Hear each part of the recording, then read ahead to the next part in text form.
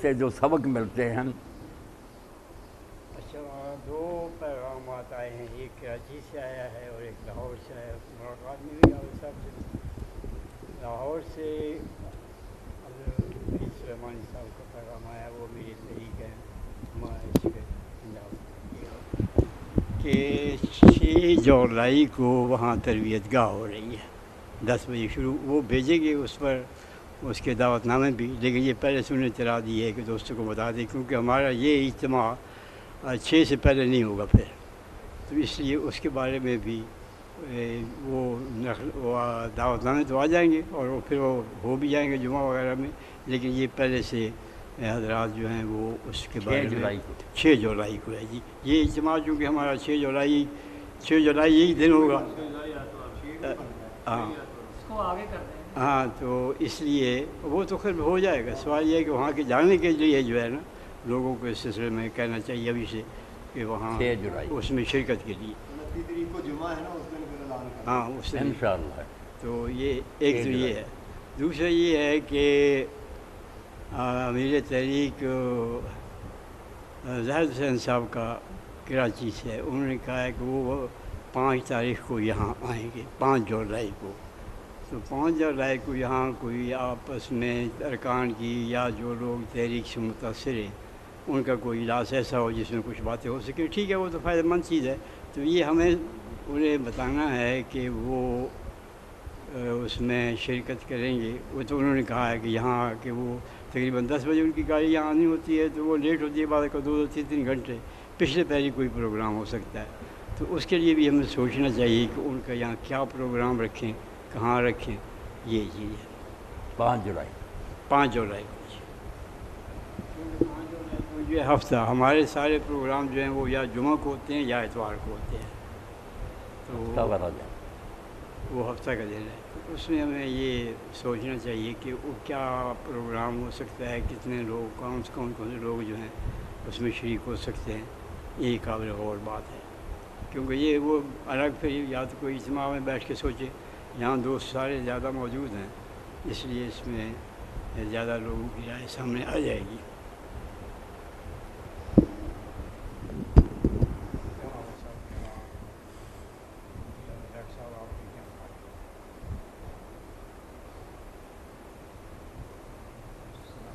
وعلیکم السلام. آج ڈاکٹر کفایت اللہ صاحب بھی نہیں آ سکے اور بھی بہت سے ساتھی نہیں آئے. چغتائی صاحب بھی نہیں آئے. بارش کی وجہ سے شہر میں کوئی مشکل نہیں، ناغا تو نہیں کرتے تھے، کوئی وجہ بن گئی ہوگی. آ گئے، آ ہی گئے. میرا ڈاکٹر صاحب بھی آ گئے، 2 بھی. ایک تو یہ وقت جو ہے نا یہ بھی دھوکہ دیتا. پہلا وقت یہ مشرف والا وقت یا پہلا وقت کچھ لوگ اس سے بھی دھوکہ کھا جاتے ہیں. نیا یا پرانا کنفیوز ہو جاتا ہے. 9:30 کا اعلان کیا ہے، 9 بجے آ رہے ہیں. تو یہ اس کے بارے میں پھر یہ جو تحریک کا یہاں ہے مولانا، اس بارے میں کوئی یا تو پروگرام کوئی رکھیں. یہ کیا کریں الگ رکھ کے نا آپ کو. اچھا ڈاکٹر صاحب اور سارے مل کر کوئی فیصلہ کریں نا. اچھا تو ماسٹر صاحب پھر اطلاع دے دیں جو بات طے ہو. میں نے کہا آپ الگ بیٹھ کر نا کوئی اس دن کے لیے 5 جولائی کے لیے آج پھر اعلان کریں گے نا، آپ بتا دیں سارا. ہاں ہے نا ٹھیک ہے.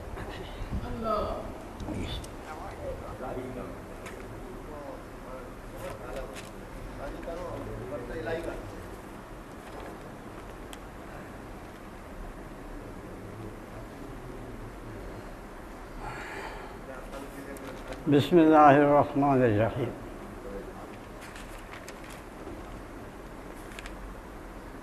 عن بن عامر قال خرج رسول الله صلى الله عليه وسلم ونحن في الصفة فقال أيكم يحب أن يغدو كل يوم إلى بطحان أبي العقيل فيأتي بناقتين كوماوين فی غیر اسم ولا قطع رحم فقلنا یا رسول اللہ کلنا نحب ذلك قال افلا يقدر احدكم من المسجد فيعلم او يقرأ الآيتين من کتاب اللہ خیر له من ناقتين وثلاث خیر له من ثلاث واربع خیر له من اربع ومن اعدادهن من الابل رواہ مسلم۔ یہ نبی پاک صلی اللہ علیہ وسلم کا ارشاد امام مسلم نے اپنی صحیح میں نقل کیا ہے، اور حضرت عقبہ بن عامر حضور نبی کریم صلی اللہ علیہ وسلم کے صحابی ہیں، انہوں نے اسے روایت کیا۔ آپ نے فرمایا کہ نبی کریم صلی اللہ علیہ وسلم اپنے گھر سے نکلے اور وہ صفہ میں آئے۔ صفہ جب مسجد نبوی کی تعمیر ہوئی تو اس وقت ایک چبوترا ساتھ ہی مسجد کے بنا دیا گیا اور اس پر ایک صاحبان کام کر دیا گیا۔ یہ اس میں جو مہاجر آتے تھے جن کا کوئی گھر بار نہیں ہوتا تھا مختلف اطراف سے، ان کے یہ ٹھہرنے کی جگہ تھی۔ مزید اس سلسلے میں آگے عرض کرتا ہوں۔ تو آپ نے اصحاب صفہ سے مخاطب ہو کے فرمایا کہ تم میں سے کون یہ پسند کرتا ہے کہ وہ ہر روز صبح کے وقت جائے بتحان اور یا عقیق کی طرف اور 2 اونٹیاں بڑی بہانوں والی لے آئے فی غیر اسم، نہ تو وہ کسی ناجائز ذریعے سے حاصل ہوں اور نہ اس سلسلے میں اسے اپنے کسی رشتہ دار کے حق ماننے کی ضرورت پڑے۔ یہ دونوں جگہ جو ہیں یہ بتحان اور عقیق، یہ مدینہ کی آس پاس کی جگہ میں یہ اونٹوں کی منڈیاں تھیں، یہاں اونٹوں کے میلہ ہوتا تھا اور خرید و فروخت ہوتی تھی۔ تو آپ نے فرمایا کہ کون اس بات کو پسند کرتا ہے کہ وہ صبح جائے اور اس کو مفت میں 2 اعلیٰ درجے کی اونٹیاں جو ہیں وہ مل جائیں، اور وہ اس طرح سے ملیں کہ نہ تو وہ لوٹ مار کی وجہ سے اس کو حاصل ہوں اور نہ یہ ہو کہ وہ اپنے کسی عزیز کا رشتہ دار کا مال جو ہے ہتھیار لے ناجائز طور پر۔ تو صحابہ نے عرض کیا یا رسول اللہ، ہم میں سے تو ہر شخص یہ بات پسند کرتا ہے، کیونکہ اونٹی جو ہے اور بڑی کوہان والی اونٹی جو ہے اس کی بڑی قدر و قیمت ہوتی ہے، یہ سب سے بڑا قیمتی مال ہے عربوں کا۔ وہ اونٹی اور بڑی کوہان والی اونٹنی کو خاص طور پر جو ہے وہ بڑی دولت سمجھتے تھے، اور اس کے بعد پھر یہ ہے کہ خاص طور پر جب اس کا رنگ سرخ ہوتا تھا اور خاص طور پر جب اس کی جو ہے وہ حاملہ ہوتی تھی، تو صحابہ نے عرض کیا یا رسول اللہ، اس میں یہ تو سبھی ہم پسند کرتے ہیں کہ ہمیں ایسے بغیر بیٹھے بٹھائے ہوئے وہاں جائیں تو اتنی بڑی دولت جو مل جائے۔ تو آپ نے فرمایا سنو،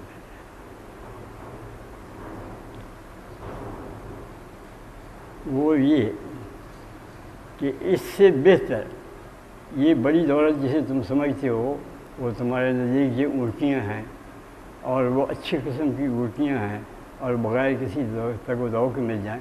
اس سے بڑی دولت میں تم بتاتا ہوں، وہ اس سے بڑی دولت یہ ہے کہ تم صبح کے وقت اٹھو، مسجد کی طرف جاؤ، وَيُعَلِّمَ اور يَقْرَأُ آیتیں، وہ وہاں جا کے قرآن مجید کی 2 آیتیں پڑھائے یا سکھائے یا سیکھے۔ تو یہ 2 قرآن مجید کی آیات کا پڑھنا، پڑھانا اور سکھانا جو ہے یہ اس دولت سے بہتر ہے 2 اونٹیوں کی دولت، یعنی ہر اونٹی 1 آیت پر جو ہے وہ اس سے بہتر ہے جو سب سے بڑی دولت ہے۔ پھر آپ نے فرمایا کہ جو 3 آیتیں پڑھیں گا اس کو 3 سے زیادہ بہتر ملے گی اونٹی۔ یہ نبی کریم صلی اللہ علیہ وسلم کا ارشاد اس بات کی اہمیت کو جتانے کے لیے ہے کہ تم جس بات کو سب سے بڑی دولت سمجھ رہے ہو وہ حقیقت میں حقیر دولت ہے۔ اس سے کہیں بڑی دولت وہ چیز ہے جو اللہ تعالیٰ کے کلام میں موجود ہے، اور اس کی ایک آیت انا اعطیناک الکوثر، یہ بھی ایک آیت ہے، فصلی لربک وانحر، یہ بھی آیت ہے، اذا جاء رسول اللہ والفتح، یہ بھی ایک آیت ہے۔ تو قرآن مجید کا ایک آیت کا پڑھنا، پڑھانا اور سیکھنا اور سکھانا جو ہے، یہ اس دولت سے کہیں بہتر ہے جس کو عالم عرب کے لوگ جو ہیں وہ سب سے بڑی دولت سمجھتے ہیں۔ اب آپ یہ دیکھیے کہ اس میں نبی کریم صلی اللہ علیہ وسلم نے کس طرح سے ایک بات ذہن نشین کرائی۔ صفہ، جیسے کہ پہلے عرض کر چکا ہوں، وہ ایک چبوترا تھا جس میں عرب کے مختلف علاقوں سے آنے والے مہاجر، نادار مہاجر جن کے پاس اپنا رہنے کا مدینہ میں کوئی ٹھکانہ نہیں ہوتا تھا، وہاں آ کے رہتے تھے، اور ان کے لیے کوئی بالکل نہایت مفلسی کی حالت میں رہتے تھے۔ وہ گویا ایک تربیت گاہ بھی تھی، ایک درس گاہ بھی تھی، اور وہ گویا ایک ریزرو فورس بھی تھی یا والنٹیئر فورس بھی تھی کہ جو کہ ہر وقت اویلیبل بھی ہوتی تھی کسی کام کے لیے اسلامک۔ چنانچہ جب بیرمون کا بہت مشہور واقعہ ہے وہ قرا کا، تو وہ جو گائے تھے ان میں سے بیشتر لوگ انہی میں سے تھے، صحابہ صفہ میں سے۔ اسی طرح سے جب بھی کوئی جنگ کی کسی کی کوئی ضرورت پیش آتی تو یہ لوگ سب سے پیش ہوتے تھے، اور ان کا جو ہے کام وہ یہ تھا کہ نبی کریم صلی اللہ علیہ وسلم کی ارشادات کو سنتے تھے، ان کو سمجھتے تھے۔ ہر وقت وہاں کچھ نہ کچھ تعداد موجود رہتی تھی جو نبی کریم صلی اللہ علیہ وسلم کے ارشادات کو سن کر آگے دوسرے لوگوں تک پہنچاتے تھے۔ ان میں بیشتر کی حالت یہ تھی کہ ان کے پاس کوئی دولت نہیں تھی، ان کے پاس پہننے کے لیے پورا لباس بھی نہیں ہوتا تھا، کھانے کے لیے بعض فاقہ کشی کی نوبت آ جاتی تھی۔ تو اس قدر فقر و فاقے کی حالت میں اور مہاجرت کی حالت میں گھر چھوڑا، وطن چھوڑا، اپنے عزیزوں اور رشتہ داروں کو چھوڑا، اپنے کاروبار کو چھوڑا، وہاں جو لوگ آئے ہوئے تھے، تو انہیں کوئی شخص یہ گمراہ کر سکتا تھا کہ دیکھو تم کیا مصیبت میں پڑے ہوئے، تم نے گھر چھوڑا، بار چھوڑا، نہ جہاں آ کے کوئی دولت مل جاتی تمہیں دولت بھی نہیں ملے، ایسے ہی بھوکے ننگے بیٹھے ہو، نہ تمہارے پاس لباس موجود ہے، نہ ڈھنگ کا کھانا تمہیں ملتا ہے، کیا کرے۔ تو نبی کریم صلی اللہ علیہ وسلم نے دیکھے کیا حکمت ہے دین کی، آپ نے فرمایا وہ کیا چیزیں ہیں جو دین کو لوگ دولت سمجھے۔ دولت تو یہ ہے کہ اللہ تعالیٰ کا جو کتاب ہے اس کو تم سیکھو، جو کتاب ہدایت ہے اس کو تم سیکھو، اس کو آگے سکھاؤ، یہ پیغام دنیا کے اندر پہنچاؤ۔ یہ پیغام جہاں تک پہنچے گا تمہارے ذریعے سے، پھر جن کو تم پہنچاؤ گے ان کے ذریعے سے آگے پہنچے گا، کہ یہ تمہاری نیکیوں میں برابر اضافہ ہوتا رہے گا، اور اللہ تعالیٰ کی خوشنودی جو ہے اس میں بھی تمہارے لیے اور زیادہ اضافہ ہوتا رہے گا۔ وہ دولت جو کچھ بھی ہو، کتنی بڑی دولت ہو، وہ چاہے تاج محل ہو یا کوئی بھی فتح پور سیکری کا محل ہو، وہ سب یہیں رہ جائیں گے۔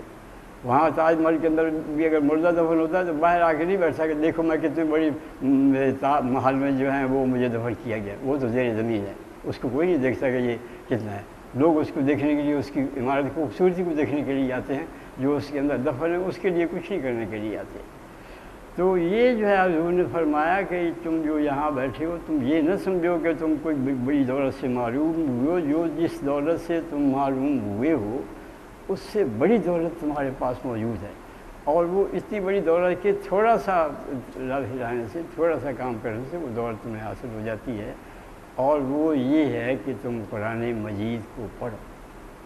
2 آیتیں پڑھنے سے تمہارے یہ 3 آیتیں پڑھنے سے 3، 4 آیتیں پڑھنے سے جتنا بھی قرآن مجید تم پڑھو گے اس دنیاوی دولت کے مقابلے میں اسی لحاظ سے اس کی قدر و قیمت جو ہے وہ اللہ تعالیٰ کے نزدیک زیادہ ہوگی۔ تو یہ اصحاب صفہ وہاں موجود رہتے تھے، یہ ارشادات سنتے تھے، اور یہ ارشادات ان کے ذریعے سے ہمیں یہاں پہنچتے ہیں۔ صفہ کے بارے میں یہ بھی خیال کیا جاتا ہے کہ یہ صوفی جو ہے یہ وہاں سے نکلے، صفہ کا صوفی سے کوئی تعلق نہیں ہے۔ وہ تو ایسے صوفی جو ہیں وہ تو یہ ہے کہ جیسے کہتے ہیں کہ بہانہ بی علی کا بنی شراب رس، اور رہی نصوف مجاہدانہ حرارت رہی نصوفی میں، شراب بہانہ بھی عملی کا بنی شراب رس۔ صوفی جو ہے وہ تو عام طور پر دنیا کے جھگڑوں میں نہیں پڑتا، وہ صرف یہ کہتے ہیں کہ ہم اصلاح باطن پہ زور دیتے ہیں۔ کوئی شک نہیں اصلاح باطن کے بغیر تو کوئی کام بھی صحیح نہیں ہوتا، لیکن ساری عمر ہی اگر اصلاح باطن میں گزار دے تو اصلاح ظاہر جو ہے وہ کیا کرے۔ دنیا اس بات کی محتاج ہے کہ اس کی کوئی اصلاح کرے، اس کی اصلاح کس طرح سے ہوگی؟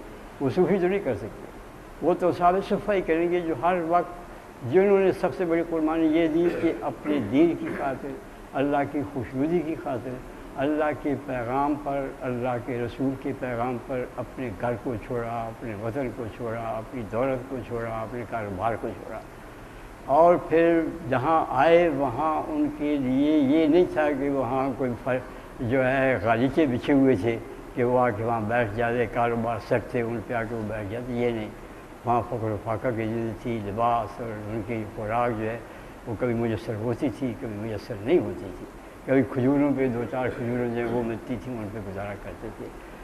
تو وہ جو ہیں صوفی تو وہ ہیں جنہوں نے اپنے آپ کو دنیا سے اس لیے الگ کیا کہ دنیا کے کاموں کی جو ہے یہ ٹھیک نہیں ہے، یہ شر و فساد ہے، اس سے ہم الگ ہو کے تربیت باطن میں کرتے ہیں، پھر جب اپنی تکمیل ہو جائے گی تو پھر ہم لوگوں کی تکمیل کے لیے اٹھیں گے۔ نبی کریم صلی اللہ علیہ وسلم کے زمانے میں کوئی چیز ایسی نہیں ہے جس میں اپنی تکمیل کے بعد وہ کوئی حجرے میں بیٹھا ہے اور رہبانیت کر رہا ہے اور اللہ کے ذکر کر رہا ہے۔ اللہ کا ذکر جو ہے وہ چل کر گھر سے چل کر میدان جنگ تک ہوتا تھا۔ چنانچہ جب جنگ میں یہ غزوہ یرموک کی جنگ ہے، اس میں جب وہ عیسائیوں کے جاسوس آئے، انہوں نے عیسائی گمراہ نے بھیجا کہ دیکھو کیا حالت ہے ان کی، ان کی جو رپورٹ تھی واپس میں جا کے ان کی بھیجی، تو انہوں نے کہا کہ حیران ہو گیا وہ سن کے ان کا بادشاہ جو ہے، انہوں نے کہا کہ فی اللیل رہبان و فی النہار رکبان، یہ دن میں تو گھوڑوں کی پیٹھوں پر سوار ہوتے ہیں اور رات کو یہ اللہ کے سامنے سربسجود ہوتے ہیں۔ تو یہ ہے اصل، اگر کوئی صوفی بننا چاہتا ہے اور تصوف سے صوف کو نکالتا ہے صوفی کو، تو اسے پھر یہ سارے مارکے جو ہیں نا ان میں سے گزرنا ہوگا، اس میں اپنی اصلاح خود بخود ہو جاتی ہے۔ یہ جو کہتے ہیں کہ رجعنا من الجہاد الاصغر الی الجہاد الاکبر، یہ حدیث نبی کریم صلی اللہ علیہ وسلم کی طرف منسوب تو ہے لیکن کسی صحیح حساب میں نہیں ہے۔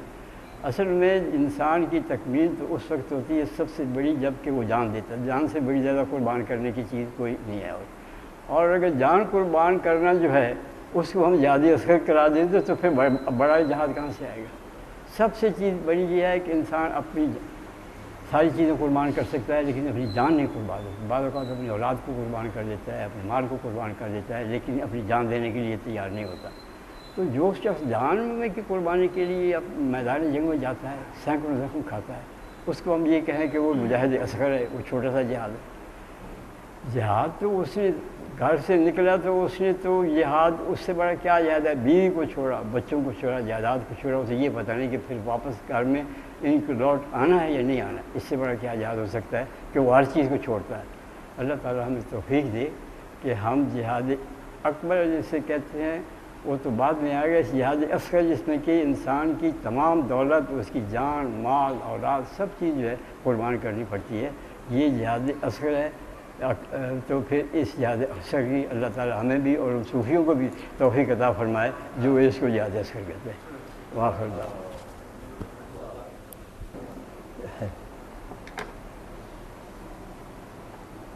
حکیم صاحب نے صحاب صفا کا ذکر کیا، تو ایک تو نعت کے 2 اشعار ہیں۔ آیا ہوں جو مدینے میں کچھ دن گزار کے، ہے زندگی میں میری وہی دن بہار کے۔ آیا ہوں جو مدینے میں کچھ دن گزار کے، ہے زندگی میں میری وہی دن بہار کے۔ صفا پہ بو ہریرہ کا ہوتا تھا ذکر خیر، صفا پہ بو ہریرہ کا ہوتا تھا ذکر خیر، ہوتے تھے تذکرے وہاں سعد و ضرار کے، ہوتے تھے تذکرے وہاں سعد و ضرار کے۔ اب یہ ایک نظم ہے جو پڑھنی تھی۔ خون اتنا سرد کیوں ہے عالم اسلام کا، بڑھ گئی ہے جب سے قوت عالمی شیطان کی، ہو گئی